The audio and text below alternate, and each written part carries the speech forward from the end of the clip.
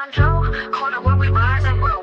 Twist and turn, let the passion flow. Chondro Corner, watch the future shine. Every scale a story, one of a kind. From the shadows we move, striking out bright. In every twist we find the light. Breeding the best, gotta have patience in this game. Chondro Corner where we make our name. Chondro Corner, Chondro Corner, Chondro Corner, Chondro Corner, Chondro Corner, Chondro Corner, Chondro Corner. Chondro Corner where we rise and grow. Twist and turn, let the passion flow. Chondro Corner, watch the future shine. Every scale a story, one of a kind. What's going on? What's going on, ladies and gentlemen, boys and girls? Welcome to the Chondro Corner, episode 31. And boy, do we got a banger for you, man. We got this, upcoming prodigy, this, legend in the making right now. Y'all blessed to even see this thing, in the making. That boy Kenny, tonight's topic is mixing old school techniques with modern day technology. He been doing this thing since he was a little kid, since he was like 5 years old. So, he got a lot of experience going on, and all that good stuff. So we're gonna hear from him in a little bit. Before that, though,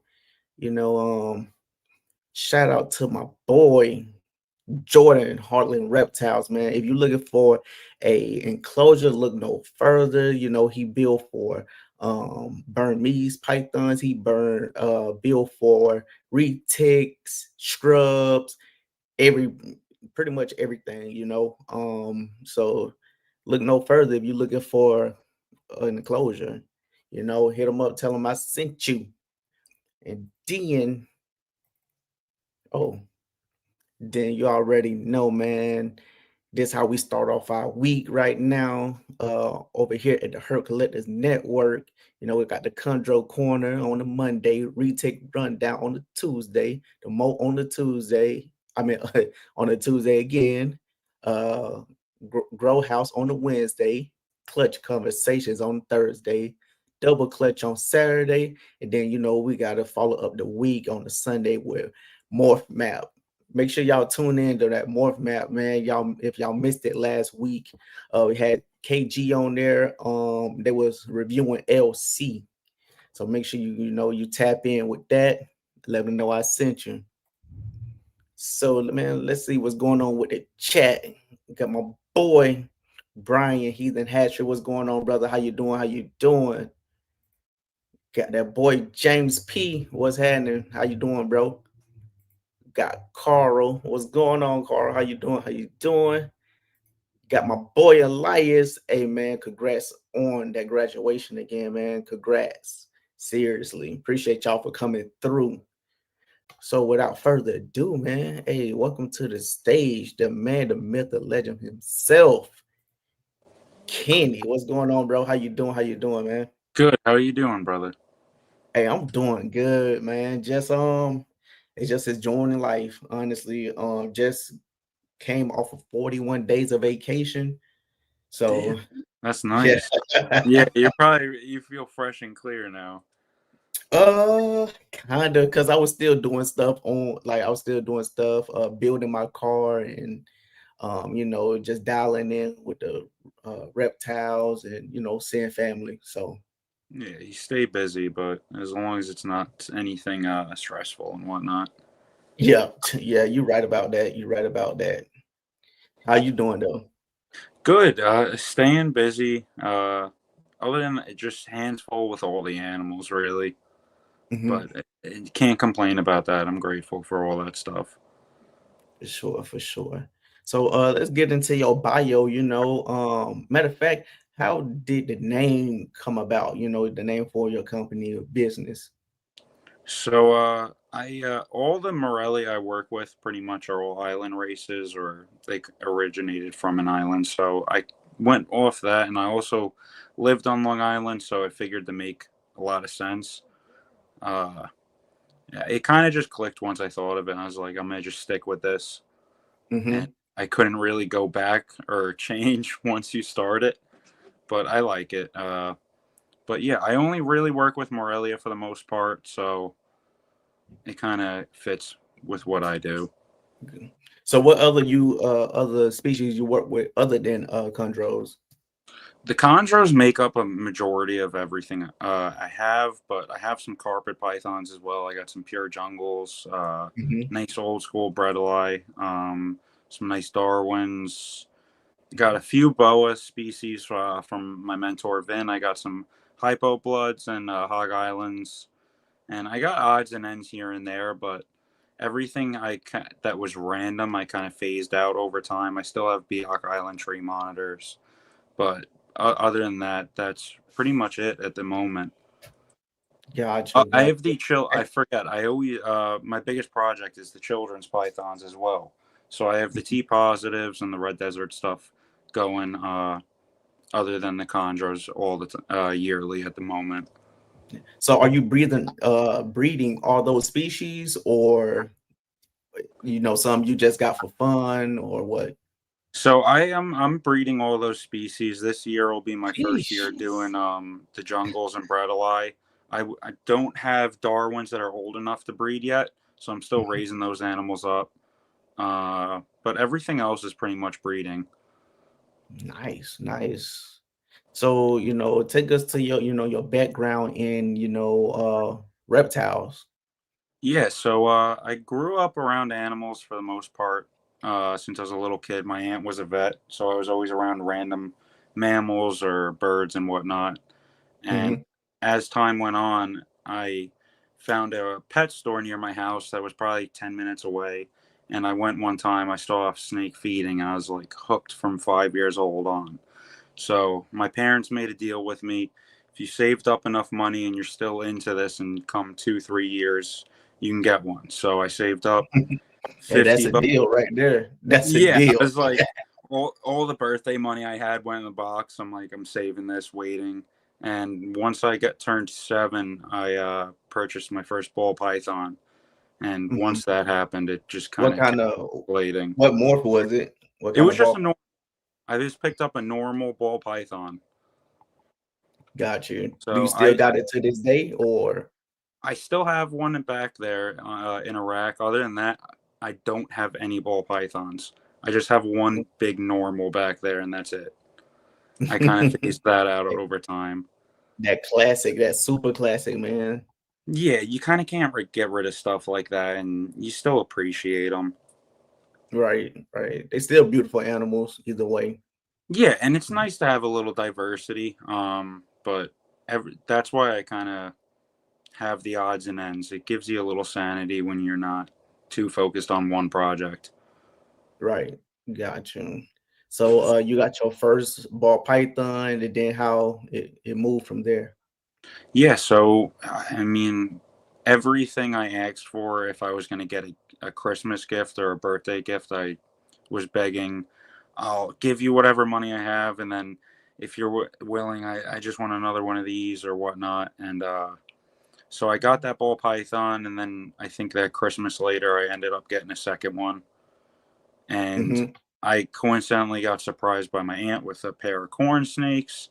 And at that point, I went from having one to four, and now I'm getting to the point where, all right, now I want to start breeding them. And I see people can breed them online, and I just think it's the coolest thing. So I kind of hoarded every reptile I could get. I had some odds and ends of stuff that I probably will forget about at the moment, but there was a lot of it was whatever I could get at the time.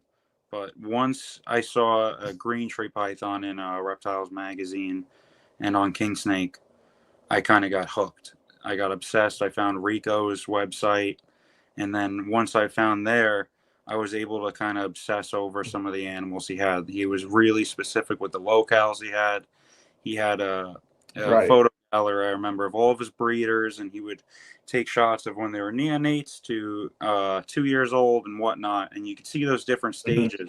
And it was really nice because you could pay attention to what a neonate would look like and tend to look like as an adult if you saw that go across the board with other siblings and whatnot. You'd get to see the tendencies that they produce, and it made it nice to study them. But at that point, I was 10 years old when I got my first green tree, and Hmm. And what kind of what was it like, locality or designer? So it was a cross. It was an OS line to a Sarong Lara. So Okay. Vinlet was local on Long Island, so there were still some OSs here and there that people obtained. And someone just local I saw at a show had one, and I was able to get it. And once that happened, it was green tree pythons and nothing else, pretty much. Hey man, we always, we all caught that bug, hey, I'm just gonna get one and see how it goes. And but after one, then you buy maybe three of them, then it goes to, it just keep going up from there. Yeah, once you if you're already into them before you have them, and then once you finally obtain one, it makes it a really surreal feeling. And then having one, you kind of can't stop there. Most people, we kind of are addicts with this stuff. So we're like, all right, I Mhm. need to get another one. Now you're looking around already for the second one. Right, right. And then, like with me, I brought so many the first year of keeping or whatnot because I'm like, yo, this is what, I want to breed them.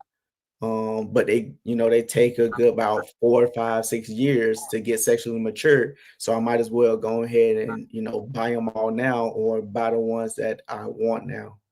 I'm very, very particular of what I bring in my collection. So I just wait sometimes. Yeah, it's better to be patient and picky with what you Mhm. get and gradually acquire stuff rather than kind of go all in at once. Because when you Yeah. go all in at once and you're not already accustomed to them, you're still on that learning curve where you're learning how they act, their feedings, just behavior, best ways to maintain them in your house and Mhm. habitat. So it's best to go about that gradually and slowly. Plus, it's a long process. They're not like ball pythons or colubrids that you're going to Right. be breeding in a year or two. Yeah. Right. Right. So you got your you got your first green tree, and then how it took off from there. Once I got my first green tree, I was pretty much all in, and I was on the forums every day, Facebook groups, just reading everything I could. I still didn't have the money to really do anything like getting a lot of animals, but once once I got to that point, I managed to find a reptile store that was close to me, and just keep going over there, meeting some of the people and building a relationship. And it helped me definitely advance a lot faster. Like for example, Mhm. I wouldn't have met Vin Russo or some of the other people I've met and learned from, Mhm. if not reaching out and staying in forums like that or just going shows, so forth. But once I was able to get to that age where I can start traveling around and volunteering, uh, all the money I really obtained from breeding anything kind of got hoarded and went back into green trees. It wasn't really anything like I got to a certain point and started acquiring a ton. It was just whenever I could, I would just gradually acquire more and more. Gotcha. So, Gotcha. and then So what eventually, like yeah, where your other your other chondros come from? almost all my chondros really are imports for the most part. I have a few. I only have a few designers, but other than that, I raised up the RFAC I still had because Gary and Shavino and I in 2016 did a breeding loan where I Mhm. still had one of those animals I raised up, and we ended up That's doing. crazy. That's dope as hell, to have a collaboration with Gary A. That's big shit.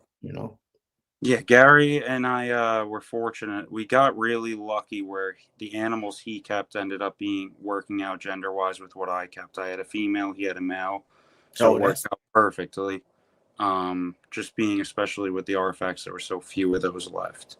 yeah. But So did most um of my animals really were imports that I obtained with my mentor Vin Russo. So mhm, he helped me out, and when he knew he could help me acquire some, and I could pull the trigger on those, I ended up doing so, and so kept mhm, going on in that route. I wanted to really focus on the localities being we have so many designers already.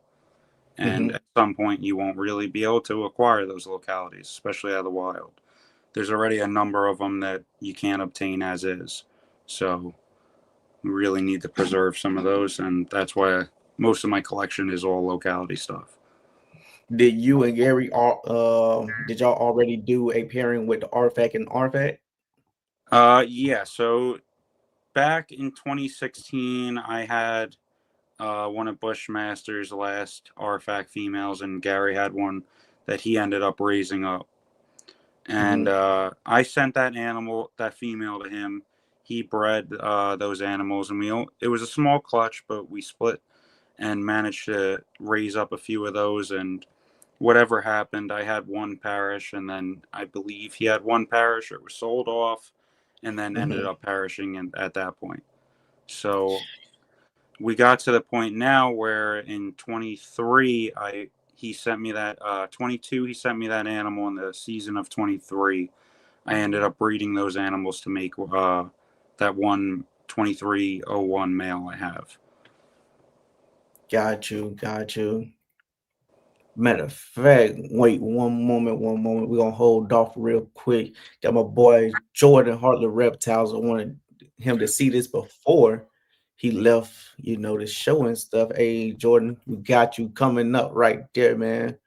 Hey, y'all hit up Jordan from Heartland Reptiles, man. If you need a enclosure, any type of enclosure, custom enclosure, he got you. Tell him I sent you, man. But yeah, so are you still working with the Artifact till this day? Yeah, I still have that male Gary sent me here on loan, and I still have the adult female. They haven't produced since that clutch. They produced duds the past 2 seasons. So if the son is old enough or I push her back soon enough, I'll end up pairing those again, hopefully for at least another 1 or 2 good clutches.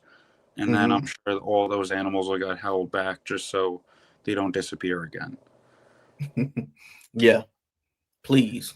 Yeah, no, I those think that's important, man. That's important in our hobby, in our world, the chondro world, because it's a lot of people doing designers and designer outcross like real early in the game, and it's not a lot of locality floating around in the US.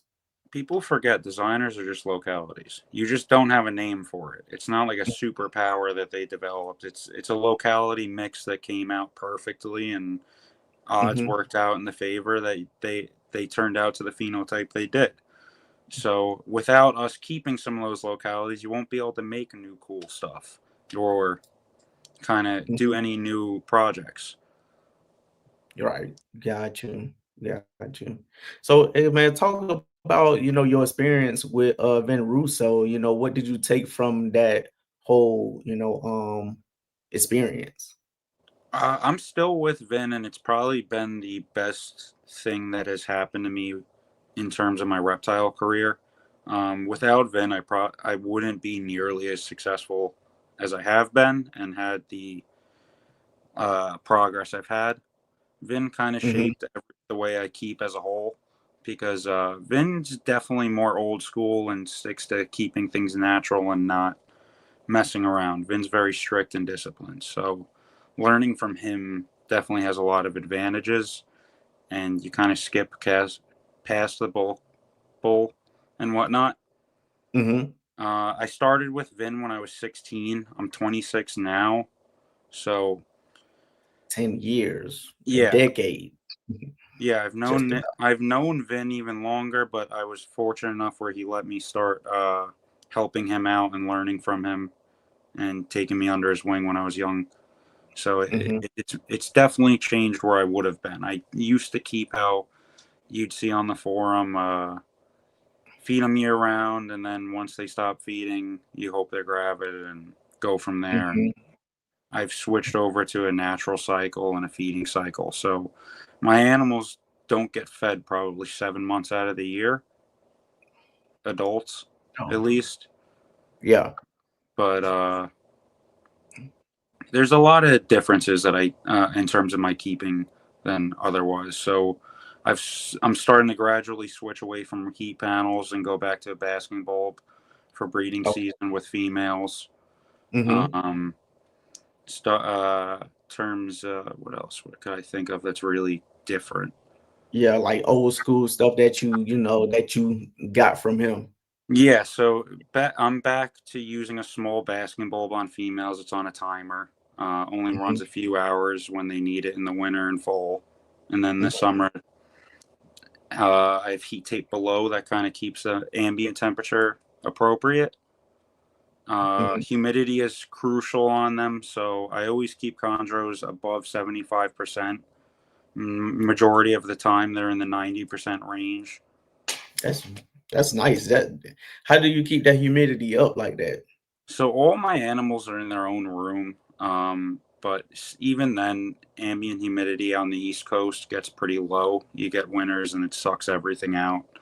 Or Yeah. if you have an AC running in the summer, you're going to end up drying them out that way. So I use wee pads, and having the heat tape Yeah. below and spraying frequently allows for evaporation to go perfectly and keep that humidity at a nice 90%. I mean, Yeah. you kind of just you spray and wet the pads as needed. It's not like a ritual where I'll do it every other day. If I see Hmm. they're dry, I'll do it every single day or twice a day, or if they don't need it, every few days. Yeah. For Same me, here. Same here. yeah, Like, I moved away from heat panels completely, and I just keep ambient for my neos and my subadults. yeah. If you're not, the only time you really need basking temps are when you're working with females that you're trying to breed, so they can adjust and regulate as needed. But when you're raising neonates and subadults, you ambient temperature is perfectly fine. I Mm. like an ambient of 82, 84 is fine. Back Yeah. of the tub might be at like 85, 86, just because that's where the heat is. But Yeah. at those temps, they're fine. Gotcha. The biggest Gotcha. thing most people forget is keeping them humid. So Hmm. then that's where you tend to see like stuff like prolapses or them taking longer than they typically would to digest and stuff along those lines. What things that you got from Vin that you put your own spin on? You like maybe it worked better like this way better for me. Um, So I tended, I tend to get a little overzealous with feeding. Still, Vin's much more patient than me. Hmm. So with my animals that I hatch out, for that first year to year and a half, I feed them pretty heavily. So twice a week they're getting fed. Hmm. So I have animals that are turning 2 years old now as a male that could technically breed. I have females that are. I have one bat in. I'm thinking of specifically that for her age is massive, but that's specifically because I fed them up for that first year, year and a half, and then tapered them off Yeah. completely. You'll see they start to slow down, but Vin's still much more patient with feeding, and Mhm. I kind of amped it up with the neonates, and we did a test where we weighed a yearling I had a Biak Arfak, and that animal at a year old on the dot was 269 grams or something. And I have a Mhm. photo. You'd think it was like a 3-year-old imported male or something along those lines. But once they hit that size and that age, I don't feed them that way. They could Yeah. kind of get transitioned over to an adult's feeding schedule, Mhm. and that benefits though in the future when you do go to breed them because they've gotten in the swing of things. Yeah. Got You're not going off you a just random. want to go ahead and start them real good when they first come out and stuff. Yeah, these animals work off a seasonal cycle, so you replicating that when you want to breed is definitely important. And Mhm. having it go on for quite a while, so they can get adapted is important. A lot of people try to rush things and switch from season to breeding season, and wonder why the animals don't catch on. It's because, like for example, with my imports, I need at least a year. Majority of the time, it's like a coin flip. If I get lucky and they go that season, great. But I take for granted they need that first full year just to get in the swing of things. They get Mhm. accustomed to the feeding regimen and the cycle here, and then come that second season, they usually breed on the dime. Gotcha, gotcha. All right, so let's go into idea projects. Like, how do you come up with your idea projects? What do you want to? What vision do you have in mind? So the only stuff that I'm really making mixes with was with the Artifacts because I always loved the calico animals, but I wanted to make something of my own, Mm-hmm. and I wanted to start from scratch. So I'll be in the future aiming to make animals that are more of that tricolor calico appearance in their own line, hopefully. But Yeah. other than that, it's really just sticking with the localities. I'll pick up the blue line in the future, just not yet. Mm-hmm. I have Mr. Gates is my one calico here, so I'll end up working with him and making some nice stuff to go forward with. But Mm-hmm. everything's really oriented towards my RFAC outcross projects, localities, and working with the calico stuff I already have here. Gotcha. So I when did you have your first clutch? so I had my first clutch in 2014, and I ended up killing all those eggs, because I was a kid and I didn't know they were coming when they were, and I used Yeah. a horrible incubator. So my first clutch that I hatched out was 2015. Mm-hmm. So I had that Sarong Lera OS line, and I bred it to a wild caught Jayapura. And a lot of those eggs ended up crashing, but I ended up having a few out of there that I was really proud of. So that was a big moment. Mm-hmm. And once that happened, How old were you? I was a sophomore in high school. So around like So I was about 17, about so 15. 15. Yeah, about 15 Sheesh. turning 16. So I was born in 99. Yeah. Yeah, it was about 2015. Yeah, Gotcha. 16, 15. Man, hey, that's crazy to be able to do that at that young age, and to get the hang of it. And I know right now you just popping them out, you just don't even think about it. No, Pretty I much. still think about it. At the time that was really lucky, but now I really have dedicated a lot of time to just staying on a cycle and with Mhm, the routine that Vince taught me, and it's definitely paid off. I mean, stuff still happens. Chondros aren't like ball pythons where they're going to be. This is what's coming out of her every year. Stuff changes, and you kind of need to be attentive to that. gotcha. Yeah, staying on top of them is a big Mhm, thing. If you pay attention to them all the time, it helps. mhm. So with your ideal parents, you just want to mix some artifact stuff mixed with. Yeah, I want to do the artifact stuff. I'm gonna see. I'm still raising some stuff up, and I want to do some F2 artifact Beox, make Mhm, another artifact cross to mix into that artifact Beox stuff. Really, to start to see if I can start getting something distinctive out of there. I mean, mhm, I already with the artifact Beox ended up getting that one female in that I raised up. She's 2305, I think, and she's a really spectacular looking female. And so far, all the other siblings I kept turned out great, and Gary kept a few of those that we ended up with, and those turned out really beautiful as well. I haven't seen them in a little bit, but the last photos I saw were really stunning. okay. Uh, Hey, tell Gary next time you talk to him, tell him, hey, Ro have a sunset male for him. Sunset Right. Man. Yeah, sunset ball python. I got one for him. Tell him. You got Gary buying ball pythons? No. Hey, no, man. Gary, it was an April Fool's joke. I believe it was like last year, and Gary was like, "Yo, I'm looking for a sunset male. I trade Oh for this shit! for this Neo." And I wasn't thinking it was. I wasn't thinking. I just woke up. I said, "What? I got me a sunset male in a tub right now. I got you." I did that And this year. I got caught. I forget who did it. They posted a red mana quarry, a double, and they're like, "I'm getting rid of it." I'm like, "How much do you want for it?" And then I realized it's April 1st. I'm like, "Shit, you got me." yo, It was like first thing in the morning, same thing. You look, right? glance, you're going through, and you're like, "All right, yeah." You're not Yeah, thinking about it. You're like, "I need this now." I'm grabbing this. You'll harass the person, then it catches on. You're like, "Shit, it's April yeah, 1st." right. All right, And he was going along with it. We had about like no, 3 messages, going back and forth. And then he was like, "No, I'm just pulling your leg, or what?" And I was like, "Oh, you got me." You Yeah, got there's a lot of you'll get caught with the sarcasm a lot. it. Yeah, it's all Yeah. good. I know it's just funny. I know it's just funny jokes. No, But yeah, yeah. Yeah. but So yeah. with pairings, how do you introduce your male to your female? So I always go everything's based around my feeding cycle.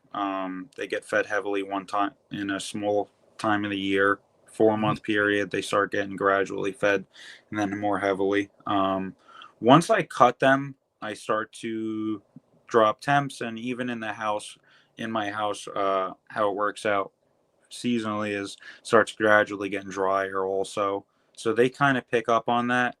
And come a month, I end up introducing once temps have dropped at least a few degrees. Mm-hmm. And breeding for me goes on until probably January. The latest would be February, Mm-hmm. but sometimes you get a few stragglers or early animals. For I sure. really, the way I do it though is everything's based off the feeding regimen and cycle. So once I end up introducing those males, those females shouldn't be hungry at all. Like they're Mm-hmm. not getting fed already, so they should be shut down. That male should be shut down. So I really don't have to worry too much when it comes to introductions. When Okay, I used to, so they offer food completely when you introduce them. yeah, they've been off food for a month at least. Mhm. So you're not really worried about having a female that once she feels that cage door open, she's twisted at the front. You're scared that she's going to grab the male.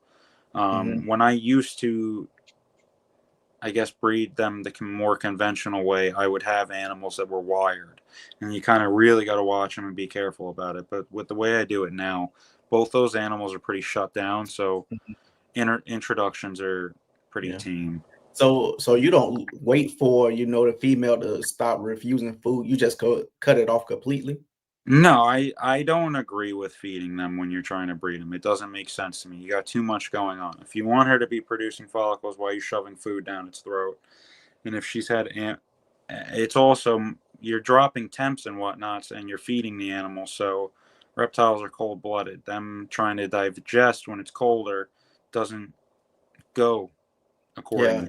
that does It, make a lot of sense. Like, that it does adds make a lot of sense. Yeah, that's why you see a lot of snakes that get pretty fat and whatnot. They're not digesting or whatnot properly, so it just goes to fat storage. And if you Hmm. want her to breed and go through a natural cycle, you don't want to be packing on more fat. Got you. So bring us to female ovulating, female lay box and all that stuff. So once you go through, I introduce the animals. I'll leave that male in until she ovulates. But Hmm. at that point, once she goes through ovulation, male gets pulled. I'll let her shed, and then about a week, maybe a few days even after she goes through her pre-lay shed, I'll introduce a nest box. It's just a wooden bird nest box, sphagnum moss inside, and I'll put that away from the heating element in the back corner. So, for example, if your heating element's in the back right, I'll put that nest box in the back left. Got you. And I face the hole to the side. You don't really want them facing the front because they don't want to be looking at you. Once I put that in there, I kind of leave them alone for the most part. And what kind of nest box do you use? Like, Uh, what do you? it's a wooden bird nest box. Yeah. Okay, So hold up. Well, I can show people real yeah, I quick can send you. without spoiling, the whole slideshow. So we have this. Oh, hold up.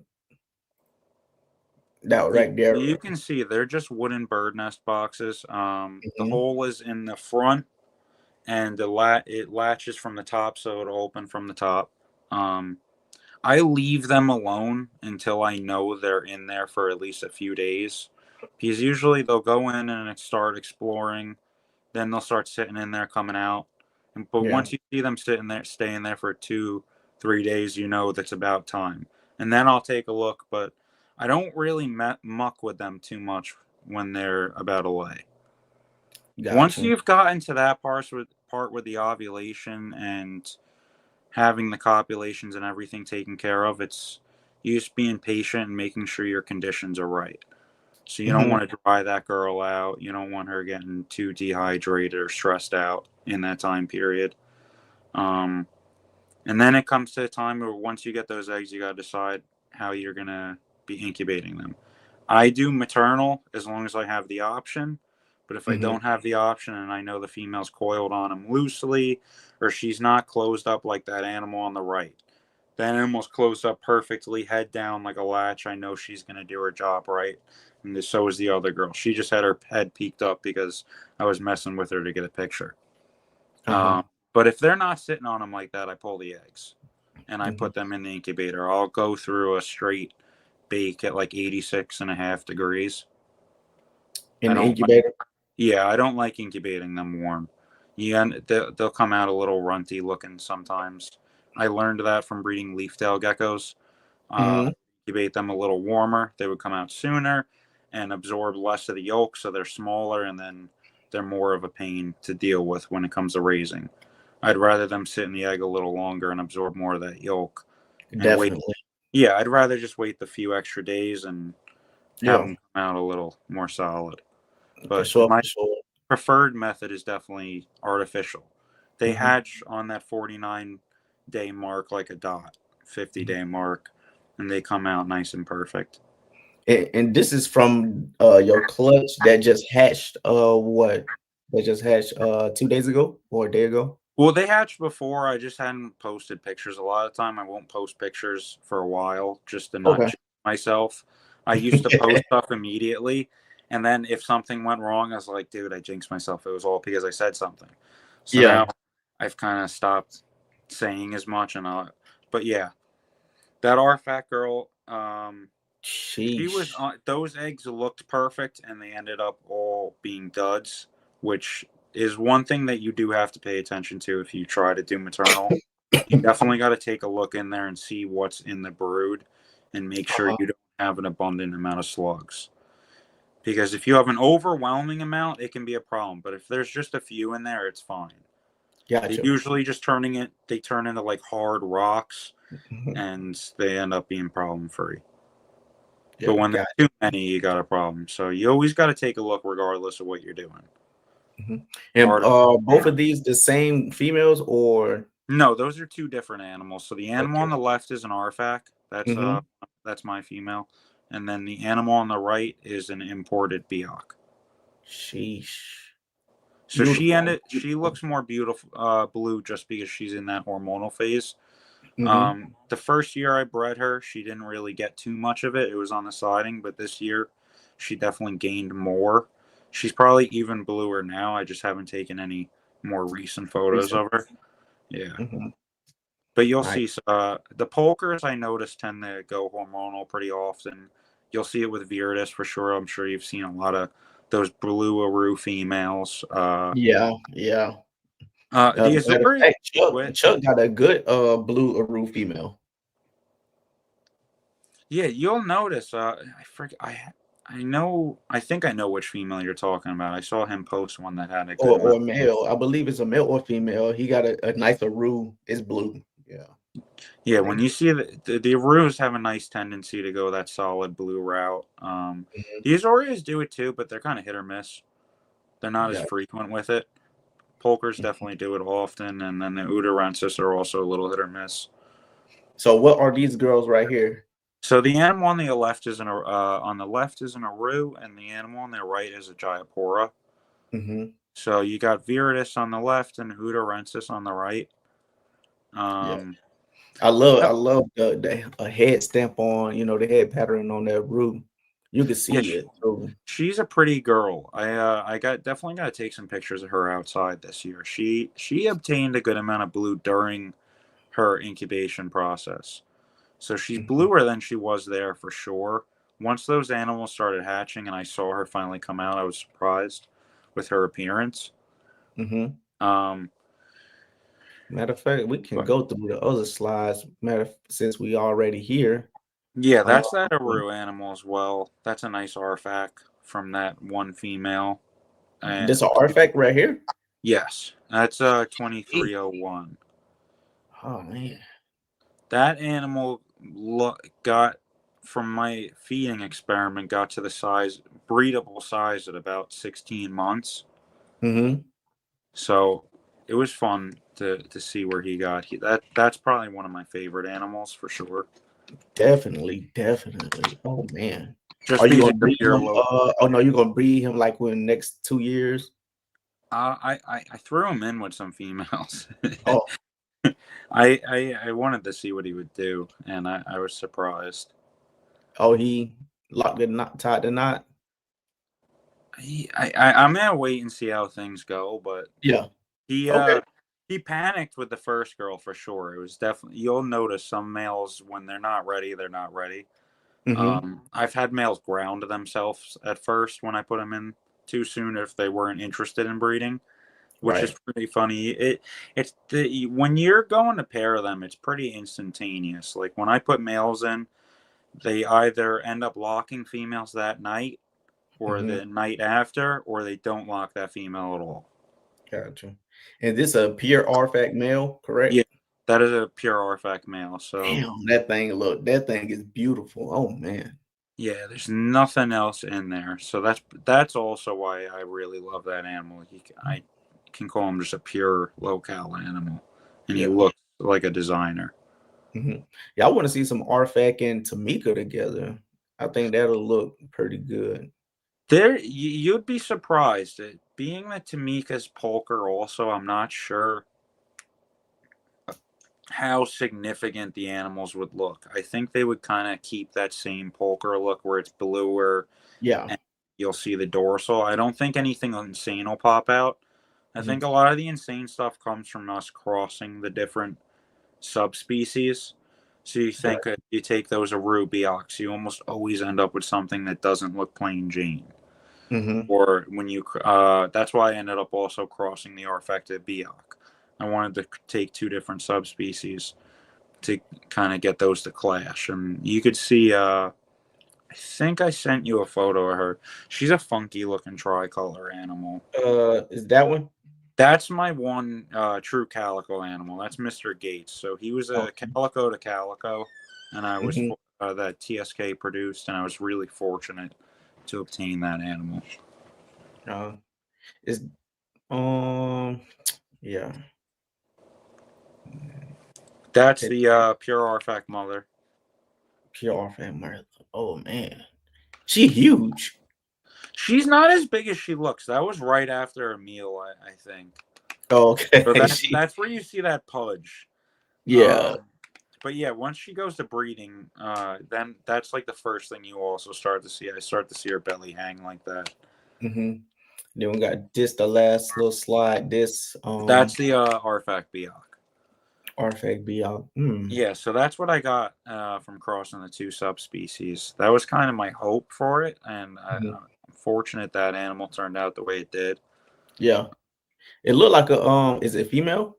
Yeah, that's a female. Yeah, it looked like a She's a female big that, animal. yeah, those knots on the back of the head. Yeah, she's a massive snake for her age. She just turned 2 in April, Mm-hmm. and she fits a 90 quart easily. And she's on a 1/2 inch perch now. That's a bit, yeah, she's a big girl. Mm-hmm. By the time she gets to 4 or 5 years old, I can't imagine what she's gonna look like or be like. That thing, hey, it's already looking crazy. Already looking. I like the boldness on the neck. You know, it's giving like a little calico on the neck because you know the calico got that big brightening bold on the diamonds and stuff. So Yeah, that was really the hope from this. I got lucky. I have a 24 one that ended up being male, so I'm gonna keep going with that and make some F2s. F2s are really where you start to see some freakish stuff pop out. yeah, nice, nice. Okay, so take us to I guess pipping day. Or no, in the incubator, like what day do they usually hatch out or Oh, okay. So yeah. yeah, when I incubate them at about 86.5, they'll tend to come out at like day 53 or even Mhm. 54. Once I start to see them pip, if I'll wait about 12 hours, if I see some that still haven't, I'll snip those open because at that point I'm already doing an unnatural method. So I Yeah. may as well open up those animals if I know the rest are developed and ready to come out. Because sometimes you'll get some snakes that try to come out the wrong end, and you'll see they try busting out both ends.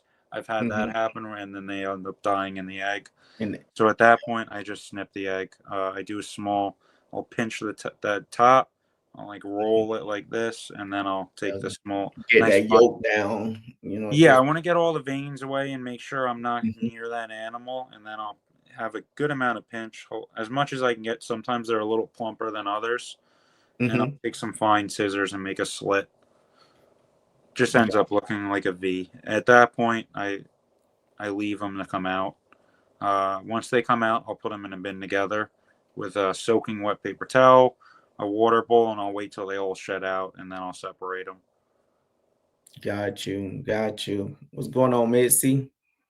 Um, so with the maternal incubation, how do you get the mothers back on food? The moms at that point, well, they're ready to go. So Mhm. you got to think she's gone through all that energy of incubating those eggs. It's 50 days later, 49 days later. They're usually ready for food as soon as they're off them. I'll leave them alone though for at least a day, and then I'll come in with a nice meal and give them their first meal. Nothing big, just because I don't want to overwhelm them and make them puke or just stress them out too much. A nice Mhm. small meal, an adult mouse or like a rat weanling, but just stuff the only time I'll do rats is when I raise them myself. Otherwise, I don't do them. Okay, got you, got you. All right. Get us to establishing neos. Yeah, so establishing neos it becomes a handful, especially the first time you do it, and then sometimes even after you've done it a few times, they still annoy you. Um, Mhm. keep crested geckos 24/7. I have a good colony of those. So for stubborn feeders that won't eat What kind of geckos? crested geckos. Okay, got you. So the reason being is crested geckos eat a powdered diet. You're not risking introducing any parasites to them with insects or whatnot when you have the babies. Mhm. And they're rock solid and they're the easiest things to produce. They just do it on their own. Got you. The biggest thing is you'll see people always say chondros that I can't get them to eat, whatnot. We're not offering what they want. In the wild, they're seeing small amphibians or small lizards, and that's their ideal prey. So Mhm. some will take pinkies or scented pinkies from the start, or if you give it a little time, it can take a little bit, but they'll start on pinks. But for those ones that won't take anything, I'll give them crested geckos because I'm not a fan of force feeding anything. Do You're you more, yeah. see do you see like a problem or issue with starting them on geckos and then switching them over to mice or anything like that? No, so the biggest thing is I just want to get their system going and get their digestive system rolling, hopefully get them hungry. So Hmm. usually they'll need about 2 or 3 crusteds, usually about the 3 mark, and then they're starting to get hungry and look for food more frequently. When I Okay. pull tubs open at night, you'll see they're coiled down or they're just much more alert. So Hmm. at that point, you're more likely to have success offering pinks or scented, whatever they may be with. Uh, Gotcha. when it comes to scenting, I just like having a nasty smelling pinky.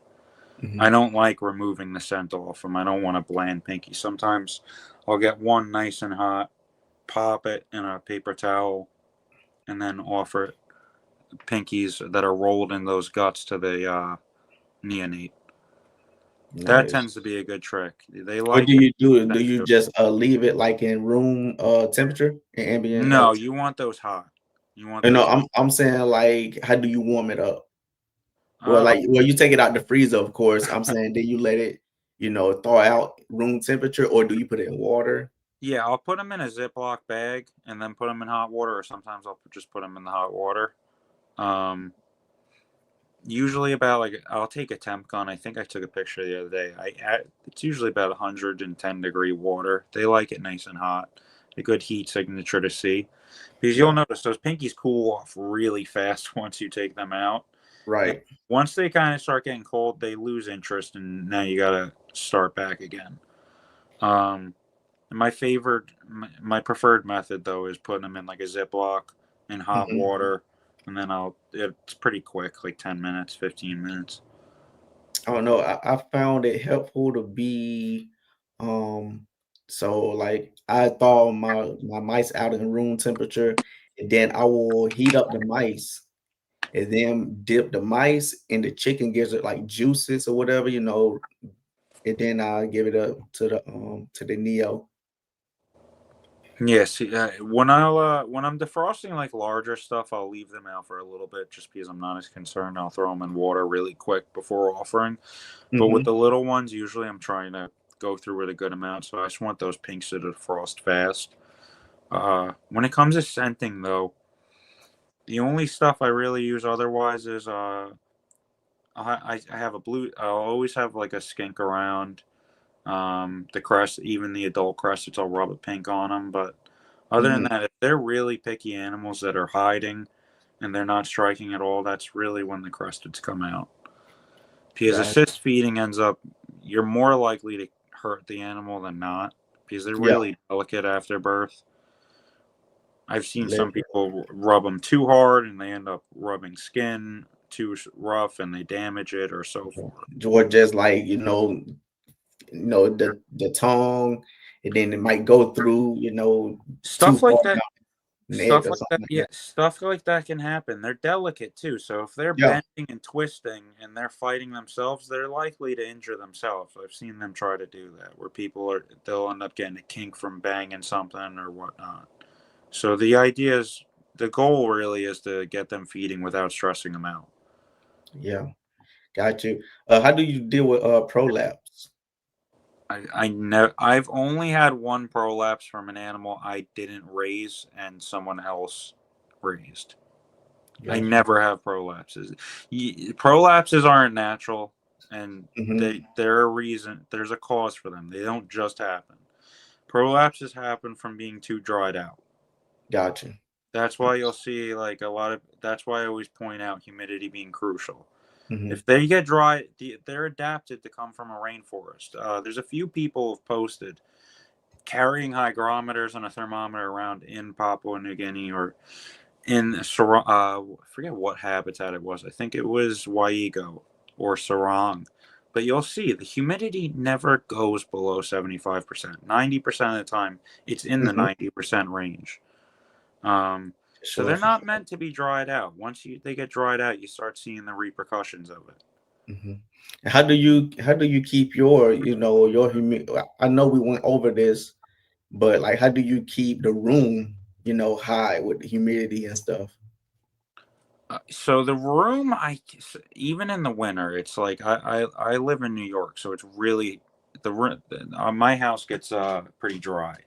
So that room, even though it is dedicated to reptiles, it'll still go to like a 40-50% ambient. But with the Hmm. enclosures I use and just keeping an eye on them, it really is. They do Yeah, dry up much faster. I just adjust as needed. So you'll see me out in the room. You'll see me in the room at that point, probably pouring water on wee pads or spraying every other day to every few days, but it's much more frequently. It's got hard. you. You kind of have to combat it the best you can. It's impossible to make it one of those things you don't have to worry about unless you're in Florida or somewhere with ridiculous humidity. That kind of Mhm. aids that part. Got you. You So could bring get us bring us to husbandry. Like, what kind of enclosure you use? Thermometers, all that stuff. so I use herp cages for the most part. It's PM herps. Hmm. Other than those are the only adult cages I use. I have racks that are modified that Vin made for me for adult males. So it's not really something that's produced. They're vision racks that he modified to fit 90 quart tubs. Hmm. Um, Other than that, it's all racks. The only things I keep in the enclosures are adult females. Or if I have a really nice male like that calico or a few of the others that I will keep in enclosures so I could view them more frequently. Hmm. But for the most part, 90 quart tubs for adult males, 2x2x2 cubes for females, and then various size smaller racks for like yearlings, neonates, subadults. Got you. Got you. That's dope. Yeah, Okay. I kind of keep everything the same so I can fit as much as I can in the room and it's all organized. 90 Yeah. quart tub is more than enough for an adult male. Most of the time, they don't even utilize most of the space. And then for the female, unless it's a massive oversized female, a 2x2x2 is more than adequate. Got you. Got you. So, like, what's next with you? What's next? Make a lot of chondros. That's really. I'm just focused on them right now. Mm-hmm. I'll end up branching into northern emeralds, but other than that, I won't do anything else other than the chondros. Are you gonna try to go for maternal incubation every time, or I'll do it every time I have the opportunity presented to me. damn? So There's no, you yeah, gun hole, you with it. yeah. I mean, if you're on top of your enclosures and you know everything's up to par, you don't have too much to worry about. The Mm-hmm. biggest thing is making sure you don't see eggs that look perfect and think they are, and then you kind of write it off, and then you end up having duds, and it's a surprise on the Yeah, 40-day mark. Because I've had that happen, and yeah. it's not fun. But Mm. anytime I have the chance, I go maternal. The thing is, you just have to pay attention and make sure you monitor that temperature right. You know, the temperature is right for that female with nesting those eggs. That's the biggest, thing Honestly, I get from that. humidity. I would say the humidity, and you can have more of a temperature fluctuation than you can have with the humidity.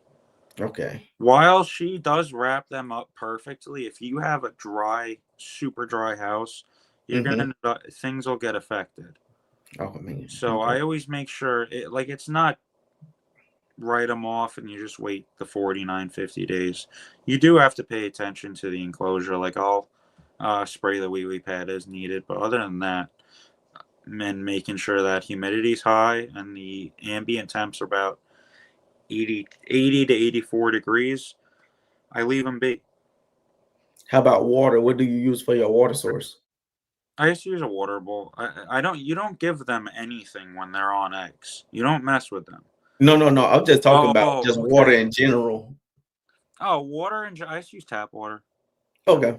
Yeah, Um, yeah. So I know some people use RO or bottled and whatnot. I just use tap water. yeah, I just use water from Walmart, just a little gallon jug. No, you could. I know I a use lot of that. people definitely do that. Luckily in the town I live, we're fortunate with like decent tap water. Mm-hmm. So I just always go with that. I used to go really crazy. Like I hashed out my first clutch and was like, these things can only have bottled water. And I would I would just give certain ales, but at this point it's all tap water. Right, right. Man, let's go over these slides one more time before we, end the episode. For sure, got to have you on again for part two. But man, these animals are definitely some banger animals. So Yeah, that's one of my favorite girls. I love that girl. I'm gonna take a nice updated picture of her soon. Temps are getting pretty nice here in New York, so when I get my first like 75-degree day and I'm yeah, home, I'm gonna take her outside again. yeah, for sure. Send me that picture too. I want to see. Yeah, definitely. I'm gonna take a lot of updated pictures of all these animals and some new stuff I don't post. Yeah, got that Aru female, correct? That's the RFAC female. Oh, Arfac, my bad. No, Is this still in your possession? This yeah, yours, right? Okay. yeah, that's my female. I don't post pictures of Gary's male just because I don't own an animal, so Hmm. I never think it's right to show it off. Yeah. And then that's that Mr. Yeah, Mr. that's Mr. Gates. Mr. Gates. Yeah, Okay. he reminded me of Computer Chondro, and I kept thinking of Bill Yeah. Gates, so I'm like, I'll just go with What's your that. plans with this one? I want to. I have a lot of plans with him. I'm gonna do a lot of locale outcrossing because The calico stuff and a lot of other designers are so inbred that they haven't been refreshed with some wild blood. And I'll end up breeding those animals back together and so forth to keep the line going without letting it dissipate too much. But I Gotcha. want to incorporate some fresh wild caught blood into that animal. Then we got that one, that pure Yeah, artifact. that's that's my 23 male. I love that animal. Oh yeah, I know that's the first one that you want to see in a room. Yeah, I check that animal all the time. I look at that snake all the time. I love that Ain't snake. nothing wrong with that, man. I would too. I'm like, hey, is he good? Making sure, yo. Yeah, I check them all, but I'm like, I'll stare at him a little extra on times. Yeah. That's a Roo female. You could see the egg right under like her neck Yeah. or hip. Yeah, they going to pip right there. It look like a Yeah, little yellow Neo. yeah. That, believe it or not, that was pretty quick. Her offspring were out of the nest box the next morning. So I figured I had a good amount of time, and I came in the room and she had babies crawling around, and it was pretty interesting. I had that happen twice this year. You got any videos of it? No, I took one video, but you hear me saying too much other stuff, so I never ended up. Just put some music over it. It'd be all right. Yeah, I might have to post that one. It's fun. The maternal though, I think is really rewarding. I hate pulling them off eggs to begin with. I love to leave them on them. So once you see those babies coming out, it's a relieving feeling. Then we got the Aru and Biak, correct? Jayapura on the right. Jaya, yeah. Yes, these are all imported females. It looked like that Aru got like some blue on his nose, like some blue wash or something like that. Yeah, you'll see with a lot of the wild caught Arus, they have like a deeper green, and you'll see some nice blue undertones. The Aru stuff, I think, is a massive part of the blue line. I think Arus are really important, and they're a great animal to use for outcrosses. Yeah, like I'm sure you saw those Tamika outcrosses to the Aru and Gary. Yeah, I want to do that. With Arus, I heard that they're hard to feed, to get established. They're a little picky. They're not like a Biak that's always a little more eager to be pissed off, or the pokers even sometimes can be. So I've definitely had to use crested geckos with them, but they're not. How many crested geckos do you have a year? How many clutches do you have? I don't count them. If they come in pairs, I'll just put them in a massive tote, like a few storage, a little box. A few plastic boxes, and I'll fill that with vermiculite and just let that fill up, and then I'll move to the next. I would say I have 3 colonies, and each colony has got 4 females and then 1 male. Okay. So they produce a good amount of babies. Some of them end up done out, but 90% of those eggs hatch. What made you think of that idea, just to try to feed a crested gecko? So Vin, I have to thank Vin for that, because Vin started with leopard geckos in the 2000s with his OS animals. Because a lot of those designer stuff are they're not quite like the locale stuff. So they can be a little picky and whatnot. So he started using leopard geckos, and I figure, I'm like, what would be safer than a leopard gecko? Crested. And I already had some. I'm like, these things, they only eat the powdered diet. I don't give them any insects. They haven't been exposed to anything. They're the perfect meal. And I wasn't too sure on it. He told me, he's like, just throw one in. I had an Arfac Biak that wasn't feeding. And I was like, I tried everything. I tried scenting it with a number of things, and the thing would just hide. So I was like, I set a timer. I'm like, I'll come back in 5 minutes and check on this crested. If it's not already wrapped up, I'll take it out, because I felt bad. I went back into, I forgot my phone, and I went back in probably 30 seconds later, and that snake had that crested gecko wrapped up perfectly. Right. So it's not that they don't want to eat. It's just we're not offering what they want to eat. What they In the want. wild, they're seeing tons of those little skinks, small frogs, some geckos. So Do that's you like think that exactly what they want. morning geckos work? Morning geckos, I wouldn't use because you got to raise them up. Morning geckos come out really tiny, probably like Mhm. an inch, 3/4 of an inch. So they'd be too small of a meal at first. And they also eat insects partially. So you could risk introducing stuff. Got you. The Okay. crusteds are just easy for me because they do well in room temp or even like the 60s. And I keep a bag of that big bag of the food. I just mix it with water every few days, and they're simple, man. Got you. Got Yeah, you. so it it's a perfect precaution to have, especially if you're going to take breeding seriously. Hmm. Oh no, I might get me a pair. Just to see. They produce immediately, so I wouldn't I would if you want to get them, I wouldn't put them together until you definitely want to start having babies of those things. Yeah. When you get too many of them, you could just freeze them off. That's Hmm. nice and easy. That's what I've gotten to the point of doing. Yeah. So then we got the pure root right here wrapped around eggs. Yeah, the RFAC on the left, I and mean Arfac. Oh my God, why I yeah, keep saying the no, root? you're fine, man. It's the RFAC on the left, and then Biak on the right. Biak on the right. I love that Biak head, that dark green head. Yeah, she's a funky animal. That snake is massive. I got that from someone as when it was an adult. They acquired it a few years earlier as an import, and it was a friend of mine. And I I didn't love I heavily. love those high yellow Biaks. You know the Biaks with the mask and stuff. I love those too. Biaks are great, man. I think that they're a locality that's worth keeping pure and working with. That would be a nice project to do. Is some nice high yellow Biaks. Yeah, for sure, for sure. But yeah, man. Hey man, we finna put you backstage real quick. I'm finna say goodbye to the chat. And then, hey, tell everybody, oh yeah, hold up. We got one more wrap-up question. So Yeah. what's the perfect chondro in your eyes? How would it look, Uh, phenotypically? if it's a locality chondro, it's an RFAC. So polkers are my favorite subspecies in terms of like pure stuff. Hmm. And designer stuff, calico stuff, hands down is my favorite. I Nice. think they look so distinct and funky. Like a real calico is Yeah, a really unique animal. It's like throwing paint at a wall. It looks awesome.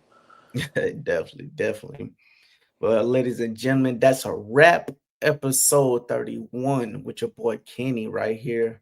Kenny, anything you want to say to the people? Where they can reach you at? Yeah, if anyone's on Facebook, I don't have Island Morelia page yet. I gotta make one of those probably this week already. I've put that off for too long. But you can follow me at Island Morelia on Instagram, or just message me Kenny Rachichi on Facebook if you don't have Instagram. But Instagram is definitely the easiest way to get in touch with me. My Island Morelia page. All right, damn, bro. I'm finna put you backstage real quick and say, goodbye to the people for the night. Sounds good, man. Thank you for having me on. I Oh, appreciate it. no problem, bro. Thank you for coming on. We here at the Herp Collector Network don't, take your present lightly. Thank you for, taking out this time of your day and speaking to us and, educating us. No, of course, man. It was a pleasure. It was great to talk with you. For sure, for sure. I'll see you in a little bit, man. What, ladies and gentlemen, that is a wrap. Episode 31, with your boy Kenny, man. Hey, he gave out some nice gems. We talked about the geckos and all that good stuff. So, hey, y'all might want to get a colony. The geckos, again, hit us up every week, just about every day of the week we doing the show. Chondro Corner on the Monday, retake rundown on Tuesdays, the malt on Tuesdays, the grow house on Wednesdays, clutch conversations on Thursdays, double clutch on Saturday. Then we have to end the week with morph map. Make sure y'all check out the last Sunday. We had LC with KG on there. It was crazy. That was a nice episode. And again, if you're looking for another enclosure, man, hit up Heartland Reptiles. Hit up Jordan, tell him I sent you. All of these enclosures he made personally. So hit him up, man. He can customize enclosures, do everything that you need to do. You know, he don't make enclosures just for chondros. He made enclosures for retics, berms, anything you can name it, you know. But like I said, thank you again for tuning in. Thank you so much. Hey, if there's any questions or anything, just hit me up on Instagram, Vibe with Ro. And you know, hopefully we can get one of y'all on too. Thank y'all for tuning in to the Chondro Corner. And we finna get ready to, you know, peace out. Thank y'all, man. Chondro Corner where we rise and grow. Twist and turn, let the passion flow. Chondro Corner watch the future shine. Every scale a story, one of a kind. From the shadows we move, striking out bright. In every twist we find the light. Breeding the best, gotta have patience in this game. Chondro Corner where we make our name. Chondro Corner, Chondro Corner, Chondro Corner, Chondro Corner, Chondro Corner, Chondro Corner, Chondro Corner. Chondro Corner where we rise and grow. Twist and turn, let the passion flow.